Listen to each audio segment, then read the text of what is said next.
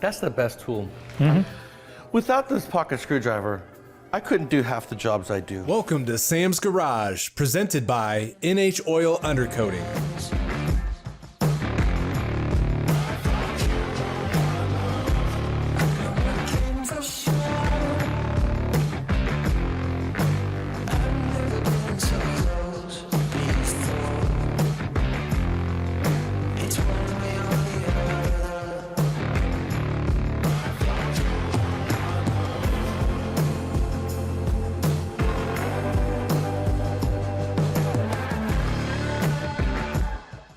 On this episode of Sam's Garage, Kevin's Jeep receives a new set of front axles as well as new gears for the differential. The wheels on Doug's Mustang get refinished and receive a fresh coat of paint.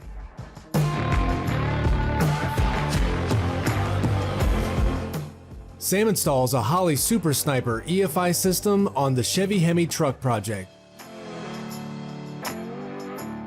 and then completes the ignition with an MSD ignition control box.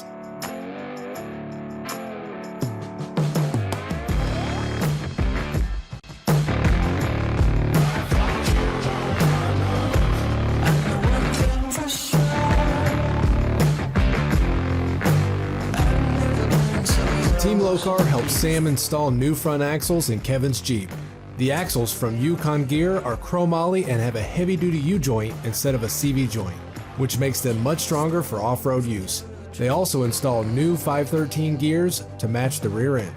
All right, we're gonna smell up the shop again this week by doing the front end, just like we did the rear end. Last week we put 513 gears, using Yukon gears, axles, everything. chromoly axles, right? Oh yeah, it was a really nice kit. It came with everything we needed, bearings, races, seals. It was really nice. We had actually ended up with spare shafts now. That is nice. Yeah. You know, because we have everything, you got spare shafts, go out on the road, and you have nothing to worry about. This week we're gonna be doing the same thing. We're gonna be going from a JL CV style front axle to a JK old school U-joint, stronger chromoly axles, along with the 513 gears, everything we installed in the rear, so stay tuned.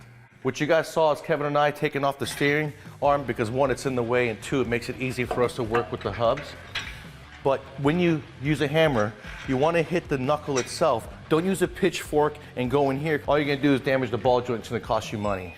So we go from a two-piece axle, CV boot, to a one-piece old-school chromoly axle, which is going to give us much strength and take away one link. Anytime you take away a link, you got stronger axle.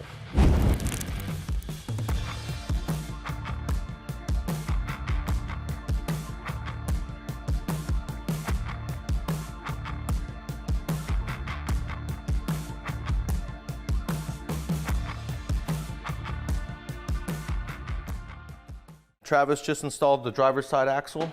We got the U-joints in. We got the spindle on the new chromoly axle from Yukon. Now here's a little note. If you had a Dana 44 with a locking spindle hub or a manual hubs, yeah. Right? Stage 8 has these locking spindle nuts for you guys. Our 44s are different, but it gives you everything you need to lock that spindle in place, and it'll never ever come apart. He's got some headers coming for this Jeep if we don't twin turbo it, but we're gonna supercharge it, we're gonna boost it in one way or another. And Stage 8 has locking nuts, hardware for the headers. The one, they're strong enough to not break on you because it's a common problem amongst the domestic motors. And two, they'll never come loose on you because of their locking design, right? Right, well, and they're reversible. You take them off. Yeah, you can take them off, reuse them. Yeah. Grade 8 bolts.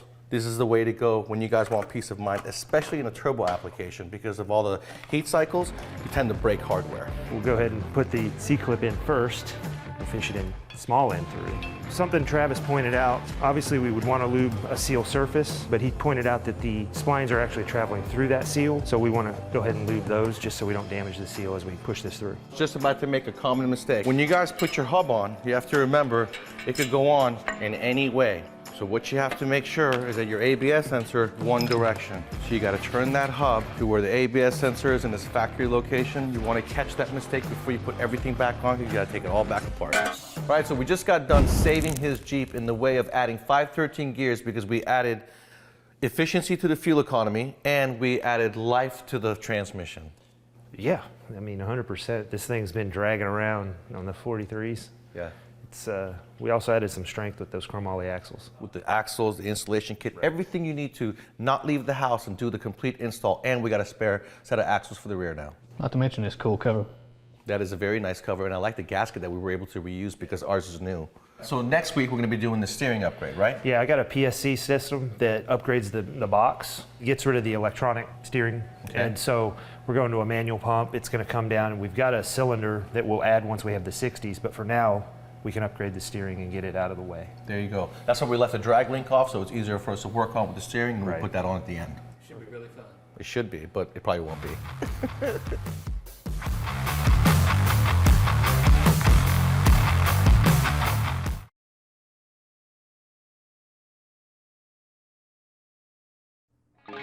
Welcome back to Sam's Garage, presented by NH Oil Undercoating.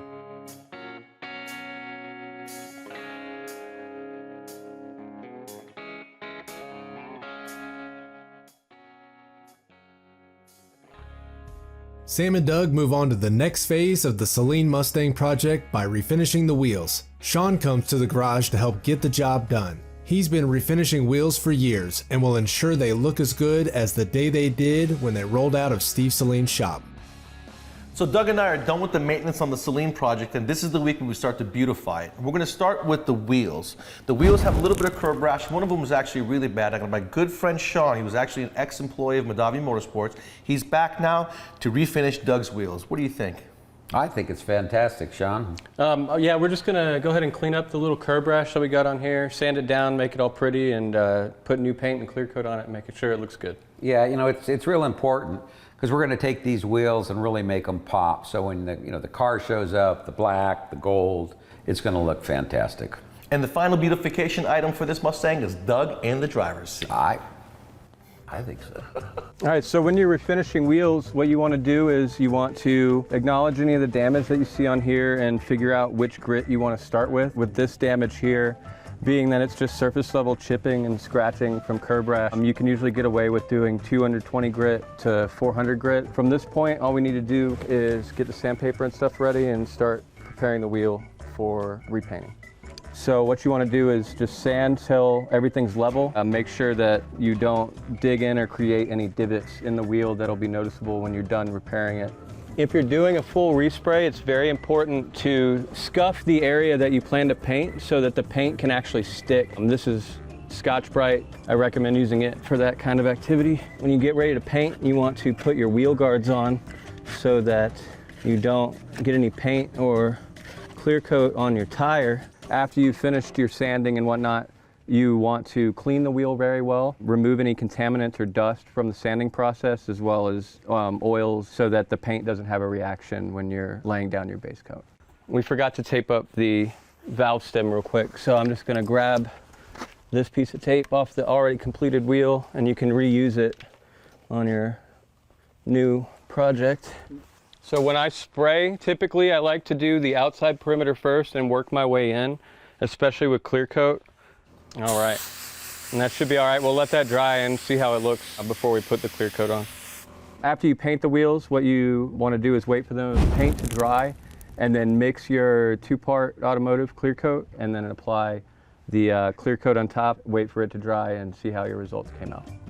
Well, Sean, that really looks nice. Compared to the way they looked before to the way they look now, that is absolutely fantastic. I'm really glad you liked it. Now, make sure we go and get the wheels and tires rebalanced, because I did take off the wheel weights. Make sure we get the center cap back on there, but you should be good to go. It looks absolutely great. Yeah, we'll go ahead and balance everything. We'll make sure we get the right center caps. But compared to where we are, where we started and where we are now, it just looks fantastic. Perfect. For all you technicians that are working in a shop where you have to deal with wheels like this in volume, here's a good little tip for you. A socket with a Teflon sleeve. That way it goes right in there and it'll protect the actual surface of the wheel and take care of the lug nut for you without causing you any money out of your pocket for damaging that wheel. Huh? Perfect.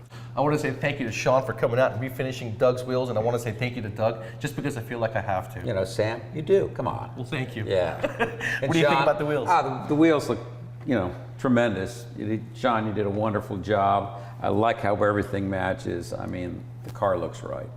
Thanks for coming out and saving the day. Thank you for the opportunity. Absolutely. So all I gotta do now is get a hold of Saleen and get me the center caps, the badges, and those stickers from spring.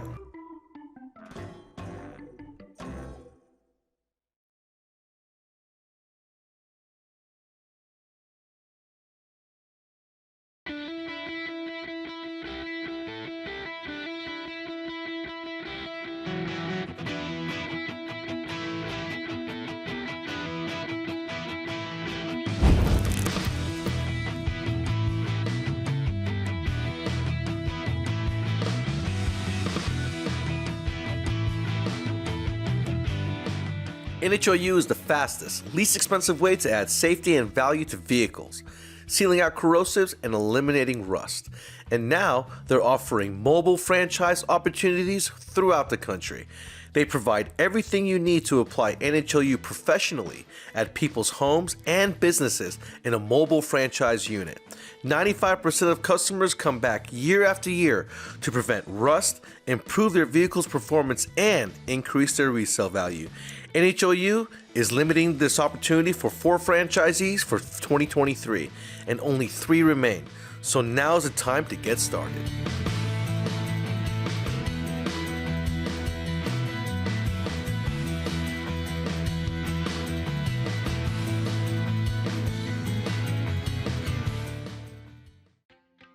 Welcome back to Sam's Garage, presented by NHOU.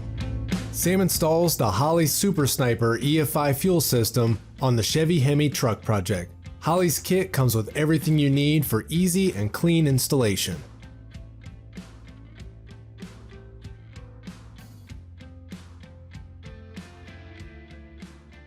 I am continuing on this week with our Chevy HEMI Brothers project, and this week I'm going to be installing the Holley Sniper EFI. I got a twin nice sniper electronic EFI, looks old school, right? I got the Holley linkage for the 2 throttle bodies. The good thing about this throttle body is it's got a progressive throttle. So when you're opening this throttle, first 2 butterflies open on each throttle body, then when you go full, all 4 open. That's gonna give you good drivability. I had an adapter plate made, Forrest made this for me, so it can adapt to the Sniper EFI for the HEMI. They make the top plate for old school cars. This is for a twin carb setup. I did twin snipers. Now this has got a HEMI in it, 5.7 from a 2007 Dodge truck, and it's in a Chevy. But you Ford guys, don't worry, I haven't forgotten about you. There's a Ford filter. This is gonna be the true heartbeat of America right here. So after I install the EFI from Holley, I'm going to install the MSD controller for the ignition, and this thing should fire up as soon as I put the American Powertrain transmission behind it. The cool thing about this EFI setup here is that you can tell right here there's 2 sub harnesses that connects the slave to the master. So one of them is going to control the computer, the fuel and everything, and it's going to use this one just to control the fuel injectors. That's why it's got a pigtail on this side, one on this side. So this is going to be the master, that's the slave. That's why we got a common linkage. We'll hook up our Lokar throttle cable right here like it's a standard sniper, and it'll control both of them. EFI has individual ports, so basically multi-port fuel injection. I took the rail out of it. I could have used it for nitrous, it would have been a good idea, but I don't want to run nitrous in this. So I got aluminum rod and I plugged each hole. Took a piece like this. So I'm going to use Honda Bond to keep everything reliable. I'm going to drop it in the hole. So the cool thing about this deal is if you ever wanted to remove those and use multi-port fuel injection again, take the intake manifold off, turn it upside down, grab a punch, and you can punch them out, clean out the hole, put your fuel injectors in, you're ready to go.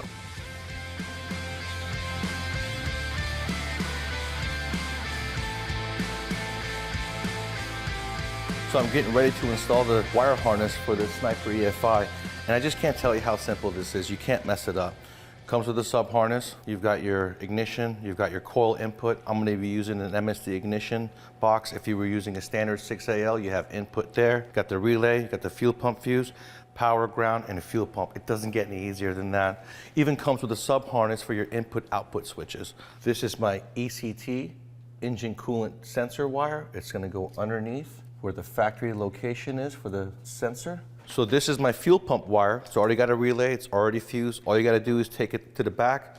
On the power side, ground the fuel pump right there to the chassis with a good clean ground, and you're good to go there. This right here is for my heads-up display. This is what I'm gonna use to tune the Holley with. It's gonna give me a display, 3.5 inch that comes with it. You could even use this same connection to run a 5-inch, 7-inch, or even a 12-inch Holley dash. I am gonna be running a 7-inch eventually. got my alternator wire hooked up as well. I've got it from the alternator going to the outside portion of the fuse block that's also going to feed the starter.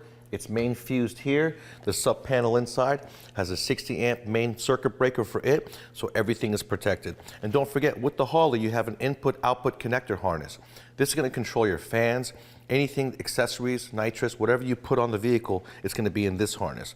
The harness that you saw me install earlier, it's just got power, ground, and remote for the fuel and everything else that you need to crank it. But if you want fans, you got to use this harness. When we come back, we're going to install the MSD ignition box.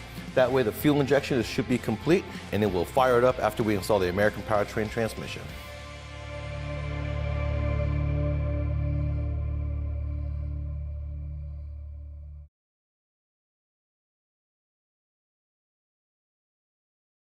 Welcome back to more Sam's Garage, presented by NHOU.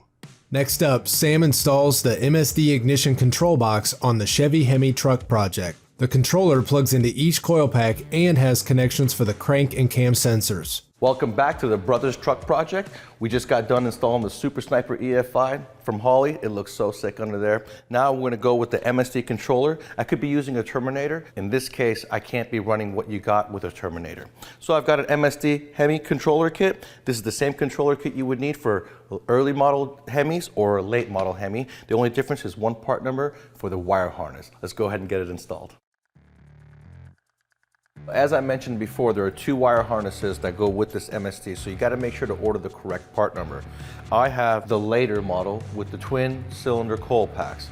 The early model had a single cylinder coil pack with an ignition wire that went across the intake manifold to the other side because they fire twice. You can look at the instructions and it tells you exactly how to route it. One way to remember what bank is what is you want to look for the cam sensor. When you find the cam sensor, then you know that's going to be the passenger bank, which is the right side. Crank sensor is also on this side. And the beauty of this harness is because they know it's going to go past the exhaust manifold or any aftermarket headers you may have, they loom it with heat shrink that's temperature protected to handle any kind of heat those manifolds or headers are going to put out.